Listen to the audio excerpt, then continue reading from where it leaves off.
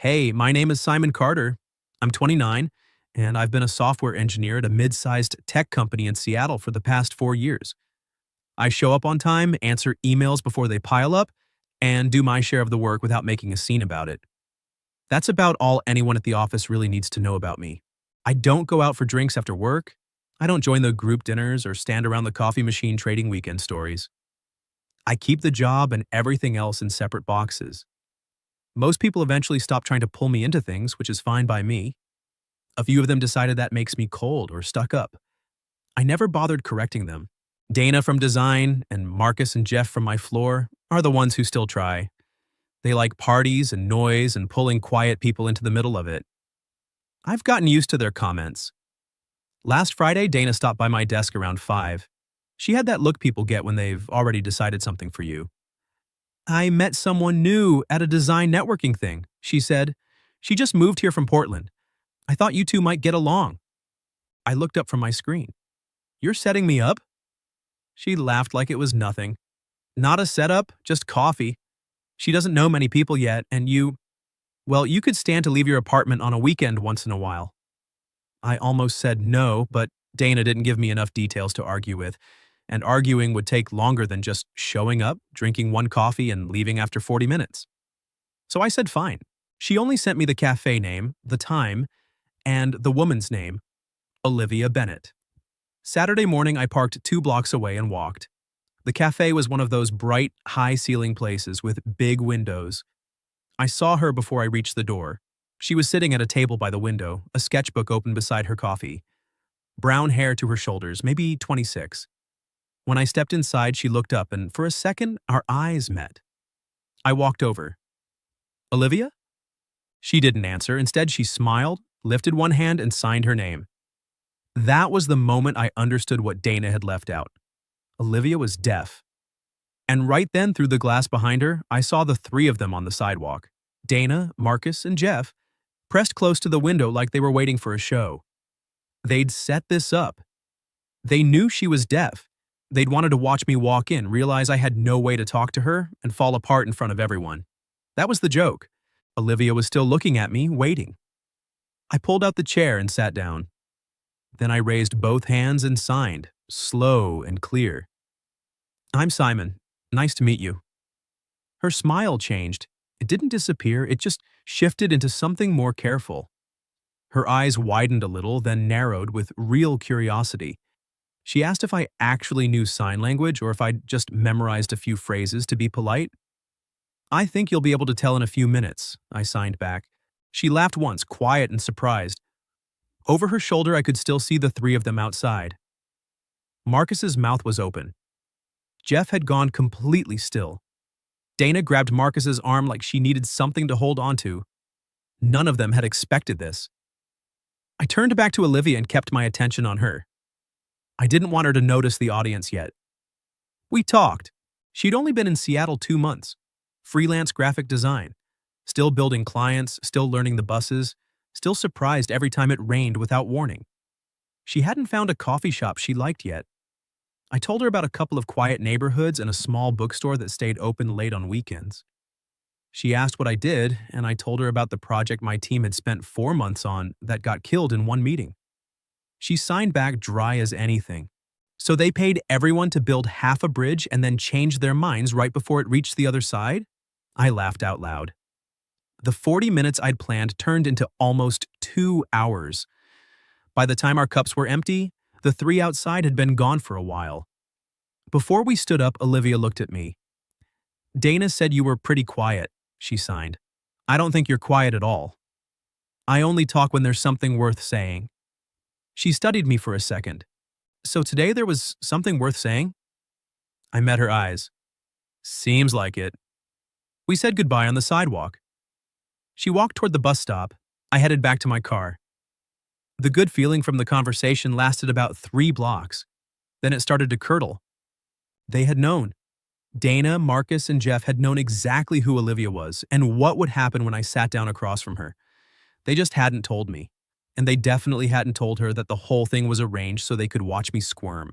If I hadn't known sign language, I would have sat there frozen, trying to figure out how to communicate, while she had to manage a stranger who clearly had no idea what was going on.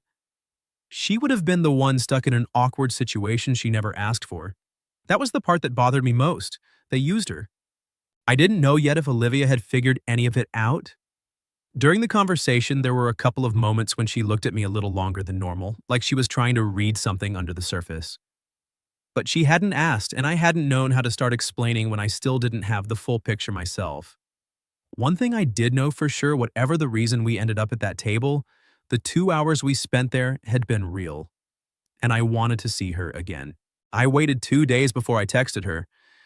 Dana had connected us through some messaging app before the first meeting, so I still had her number. I kept the message short. I told her I'd really enjoyed talking on Saturday and asked if she wanted to try a different cafe, one that actually had good coffee this time. She replied within an hour. She picked a small place near her studio in Capitol Hill and suggested Thursday afternoon. No emojis, no extra words, just the name of the cafe and a time. When I got there, she was already at a corner table, sketchbook open in front of her. She didn't rush to close it when she saw me. She just finished the line she was drawing, closed the book, and moved it to the side to make room. The second meeting didn't feel like we were starting over. It felt like we were continuing from where we'd stopped 2 days earlier. She told me more about her work. Some clients wanted her to build an entire brand identity and then change their minds every other week. I told her about the software project that had been killed after 4 months. She listened without offering empty sympathy. Then she asked what it felt like to watch that much work disappear, because one person in a meeting room decided it wasn't worth finishing. We moved from there into other things. She talked about moving to a new city alone. She didn't call herself lonely, but she said building new relationships always took longer than people expected, especially when most places weren't built to make it easy for her to join in. Some offices looked her in the eye and wrote things down. Others talked only to whoever was with her, like she wasn't in the room. She said all of this calmly, no complaint in it, just facts. After a while, she looked at me and signed, "Why do you know sign language?" I had known the question was coming. She'd been too surprised the first time to ask right away. Now she wanted the real answer. I told her about the volunteer program in college, a community center that worked with deaf adults, kids who had trouble communicating, and families who had just moved to the city. Part of the training for volunteers was learning American Sign Language. The instructors were deaf themselves. They didn't teach it like a list of gestures to memorize. They made us understand the grammar, the facial expressions, and the culture underneath it. After the program ended, I kept going. I joined a weekly practice group. I read whatever I could find. By the time I met Olivia, signing had stopped feeling like something I was performing and had just become another way of talking. She watched my hands the whole time I explained. "Then why doesn't anyone at your company know?" she asked. "Because I've never needed it there." "You never talk about your life with coworkers?" "Not much." She tilted her head. "You keep people pretty far away." I didn't argue with her. I told her about the one time I had let a colleague get close. We worked together for almost 2 years. I trusted him enough to mention things that had nothing to do with work. When a disagreement came up later, he used those details against me. After that, I stopped mixing the two parts of my life. Olivia didn't tell me I was wrong. She didn't try to convince me to be more open. She just asked, "Does that make you feel lonely?" I looked at my hands for a few seconds before I answered. "Sometimes, but lonely is still easier to manage than trusting the wrong person." She was quiet for a moment. Then she told me she had learned to read people quickly too. Some heard she was deaf and immediately started talking to her like she was a child. Others turned her into an inspiration story without knowing anything about her actual life. A few just shouted like volume could fix everything. "I don't need people to do everything for me," she signed. "I just need them to actually pay attention when they communicate."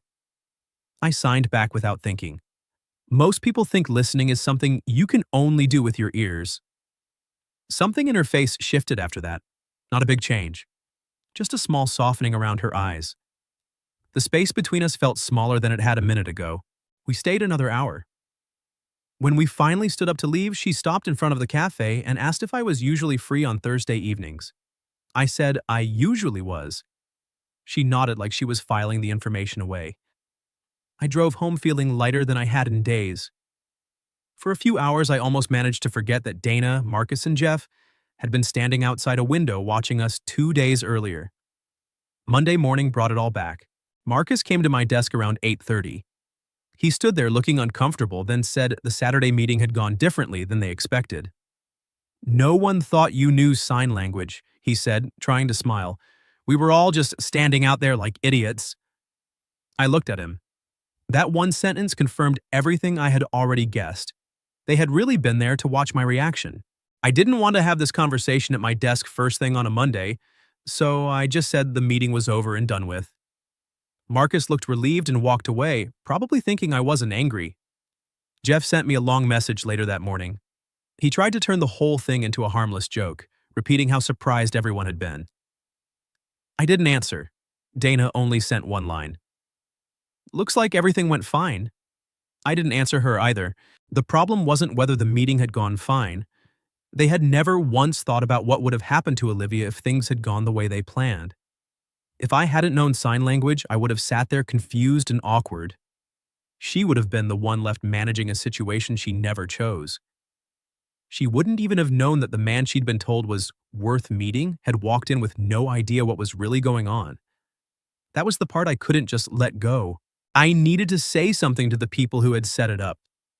The office started to feel different by the middle of the week. Some people avoided looking at me. Others still seemed quietly entertained.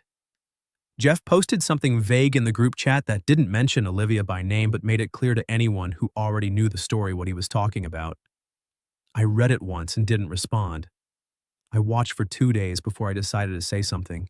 Thursday afternoon, I went to the break room to get coffee. Jeff and a guy named Brett from another team were standing by the counter. When they saw me, they stopped talking. I poured a cup, set the pot back down, and turned around. I need to clear something up about the meeting on Saturday. Jeff tried to smile.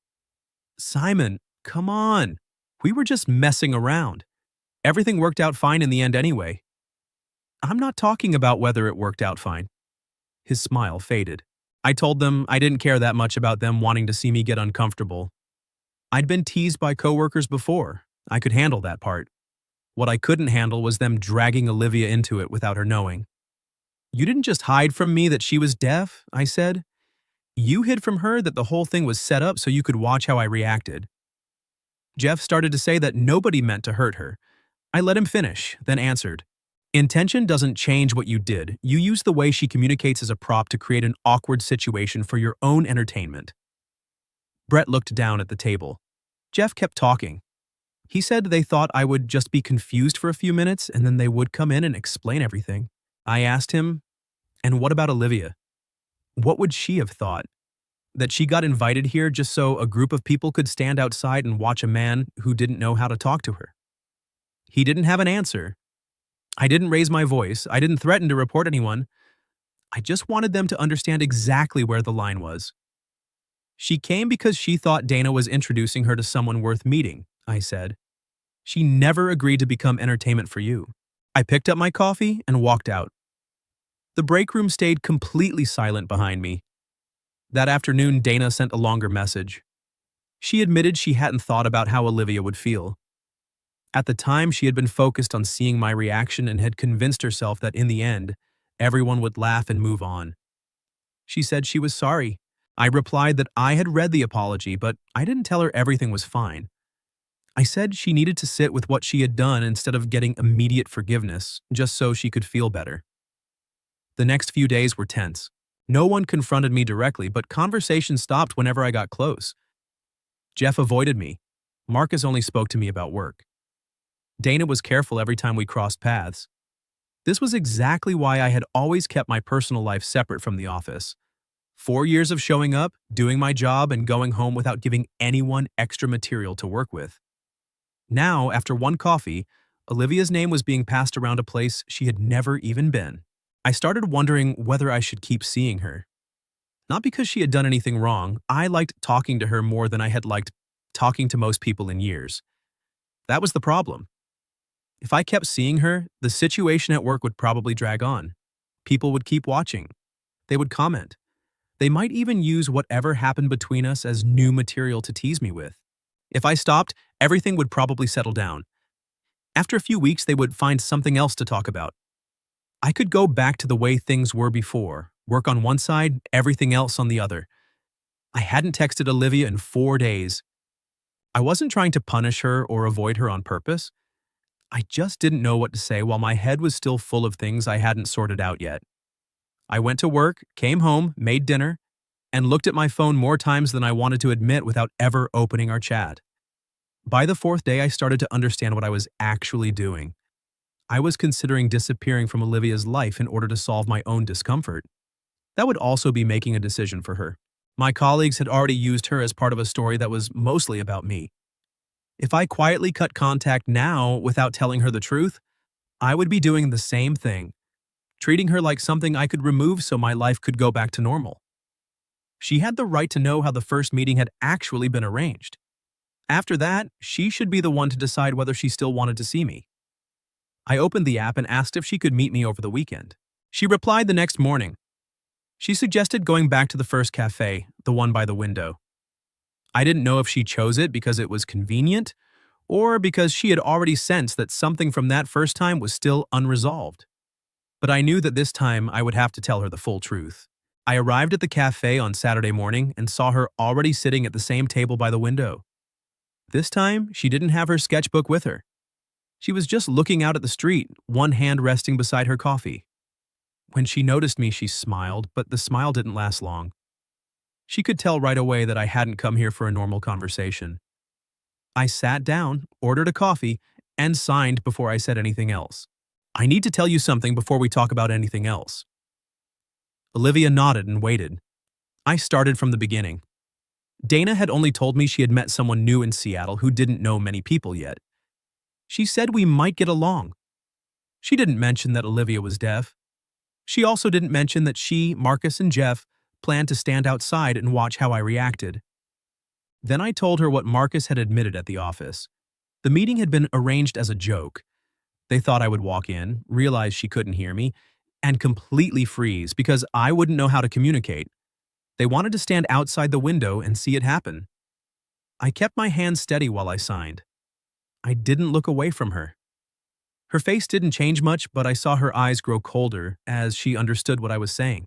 I explained that I had noticed something was wrong the moment I saw them outside, but I hadn't known the full plan until I came back to the office and heard Marcus and Jeff talking.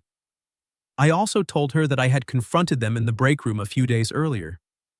When I finished, Olivia sat quietly for a long time. Finally, she raised her hands. I already suspected. I asked her what she had suspected. She said Dana's introduction from the very beginning had been too vague. Dana only said I was quiet and considerate and worth meeting, but she never explained why she thought the two of us would fit. At the cafe, Olivia had also felt that I was trying to stay calm in front of something unexpected, even though she hadn't known exactly what it was at the time. She had decided not to ask right away. Instead, she focused on the person actually sitting across from her. What I saw in front of me at that moment was worth continuing the conversation, she signed. I told her I was sorry. I made it clear that I wasn't apologizing for showing up that first day or for any of the conversations we had after. I didn't regret a single one of them. I was apologizing because the people I worked with had turned the fact that she was deaf into a tool they could use for their own amusement. Olivia looked at me for a long time. "Why are you only telling me now?" she asked. I answered honestly. I had been afraid that knowing the truth would make her not want to see me anymore. I had also been afraid that her presence in my life would keep creating tension at the office. For a few days, I had even thought about quietly pulling away so everything could go back to the way it was before. But doing that would also be making a decision for you, I signed. You have the right to know the full truth and then choose whether you still want to keep seeing me. She asked what I wanted. I want to keep seeing you. It was the first time I had said it directly. I would rather you know exactly how we met and decide you don't want anything to do with me than keep building something while hiding the most important part. The tension on her face slowly eased. She signed that this was very much like me. I wasn't sure if it was a compliment or a comment on how much I overthought things, but the small smile that came with it told me it wasn't really a criticism. Olivia told me she had met many people who treated her deafness like an obstacle, something strange or a topic they could use to satisfy their own curiosity. She hadn't expected it to be turned into part of a joke this time, but she said the most important thing to her wasn't why Dana had brought the two of us to the same table. What mattered was what happened after we sat down. I hadn't treated her like she needed pity. I hadn't tried to show off that I knew sign language to impress her. I had simply talked to her the way I would talk to any other person I wanted to get to know. I'm angry at Dana, Olivia signed, but I don't want what she did to decide what happens between us.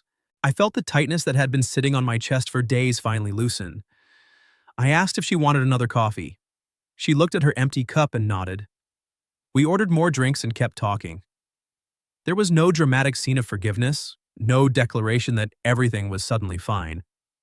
Olivia still needed to speak with Dana herself. I still didn't know how things would settle at the office, but from that moment on, we stopped letting other people's jokes stand between us. The first meeting had started with a lie. The relationship between Olivia and me only truly had a chance to begin after the full truth was put on the table. After that day, Olivia and I started seeing each other more often. Not every day, and we didn't suddenly start calling each other boyfriend and girlfriend. The relationship grew the same way our conversations had always grown. Steady and without any rush to label it. Thursday evenings I usually went to the small cafe near her studio. Saturday mornings we went back to the first cafe and sat by the window. Sometimes she took me through neighborhoods she was still discovering. We walked through the market on weekends, stopped at an old bookstore, then sat for hours in a small restaurant that didn't look like much from the outside. Other times I went to her studio and watched her finish a design for a new client while she explained what she was trying to fix. She never expected me to interpret for her or step in and handle every situation. When a store clerk spoke only to me instead of looking at her, she corrected them in her own way. I learned not to jump in too fast. Respecting her didn't mean solving every difficulty for her. Sometimes what she needed was simply for me to stand beside her and let her decide how she wanted to handle it.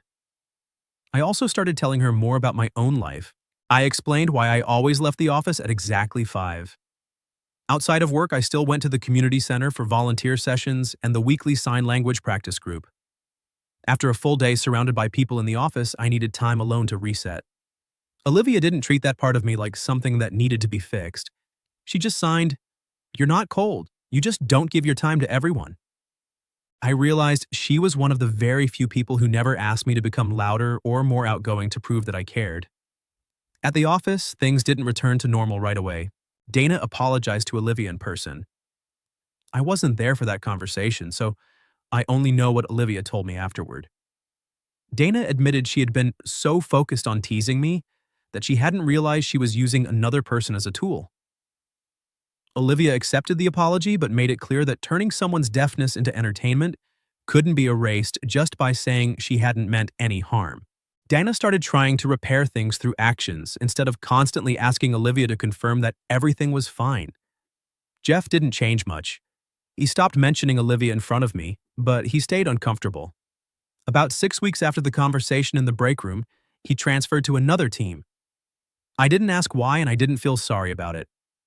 Marcus kept his distance. We only spoke when work required it. That arrangement suited both of us. The office atmosphere gradually settled. People found new things to talk about. The story about my coffee date stopped coming up in open conversations. I still left at 5. I still didn't join after-work drinks or tell my colleagues the details of my personal life. The difference was that now I wasn't keeping Olivia separate from my public life because I was ashamed or afraid. I was simply protecting what we had from people who had no right to turn it into entertainment. A few months later, Olivia signed a long-term design contract in Seattle. One Saturday morning, while we were sitting at our usual table, she told me she had renewed the lease on her studio for another year. I looked at her. "So, you're planning to stay in Seattle?" She raised an eyebrow. "Do you want me to leave?" "No." The answer came out so fast that she laughed. I told her I just wanted to make sure she wasn't staying because she felt tied to anyone. Olivia looked at me for a moment. "I'm staying because the work is going well," she signed. "Because I'm starting to like the city. And because I've found a few people worth continuing to know." She didn't say exactly who those people were, but her eyes stayed on me long enough for me to understand that I was on that list. The cafe itself slowly became part of our routine. The server who used to look only at me when taking orders had learned to stand where both of us could see him clearly. He didn't try to sign words he didn't know. He used eye contact, small gestures, and wrote things down when he needed to. Olivia noticed the change but didn't comment on it much. She simply smiled at him when he placed her drink in front of her. One morning we were sitting by the window again, exactly like the first time. Outside, people kept walking past under Seattle's gray sky. Inside, the espresso machine hissed, and conversations rose and fell around us, but I barely heard any of it. Olivia set her cup down and signed, "Do you ever think about that first morning?" I glanced at the stretch of sidewalk where Dana, Marcus, and Jeff had once stood. "Sometimes." "Do you regret coming?" I shook my head. I didn't know whether to feel grateful that the joke had brought us to the same place, or angry about how it started. Maybe I still felt both. But I didn't regret sitting down. I also didn't regret continuing the conversation once I realized something was wrong, telling Olivia the truth afterward, and letting her choose what she wanted to do next. If I had only seen an awkward situation that day and walked away, I would never have known how dry and sharp her sense of humor could be. I wouldn't have known that she always searched for places with good lighting to work, that she hated clients who used the word creative but refused anything actually new, or that she often noticed when someone was lying before they finished speaking. I also wouldn't have known what it felt like to have someone's complete attention while I was talking. That day, my colleagues wanted to see me flustered because I didn't know what to say. What they didn't expect was that Olivia and I would have so many things to say to each other that, months later, the conversation still hadn't ended. I looked at her across the small table. Olivia raised her hands and signed something short that made me smile. Then I answered. Outside, the city kept moving.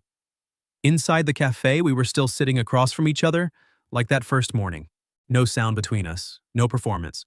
No one standing outside the window anymore, waiting to see us fail. Just two people who had chosen to stay and keep listening to each other.